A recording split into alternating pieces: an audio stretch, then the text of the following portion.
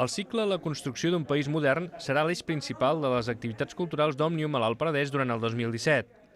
El passat divendres, l'historiador Josep Lluís Martín Berboix va ser a l'Espai Muriel Casals de Vilafranca per parlar de la Mancomunitat i de la seva contribució al progrés de Catalunya de fa 100 anys.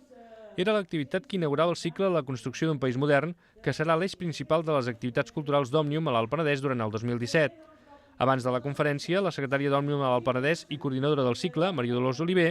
va explicar a la vintena d'assistents les properes activitats. També va assenyalar que el projecte La construcció d'un país modern vol recordar personatges que van ser clau en el desenvolupament de la Mancomunitat, assentant les bases per un desenvolupament econòmic, polític i social de Catalunya. És una època que l'hem trobat molt interessant precisament perquè va ser, sobretot, la Mancomunitat, va ser com avui hi haurà la conferència que diem com motor de progrés, però també es van donar una sèrie de circumstàncies que són interessants tant a nivell polític com social, econòmic, comercial i també cultural, perquè coincideix en l'època del modernisme i també l'època posterior i per tant creiem que hi ha també figures en les quals nosaltres ens hi voldrem centrar.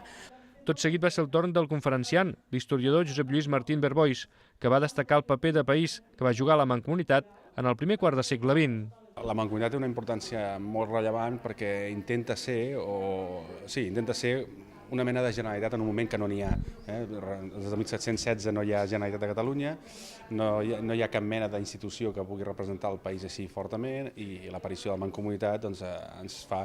no és una generalitat com la republicana i molt menys la d'ara, però sí que fa la funció d'ajudar a tot el territori, a desenvolupar una sèrie de funcions que sobretot es basaran en que el país estigui comunicat entre si, sigui amb carreteres o comunicació, o sobretot, per exemple, en el món cultural,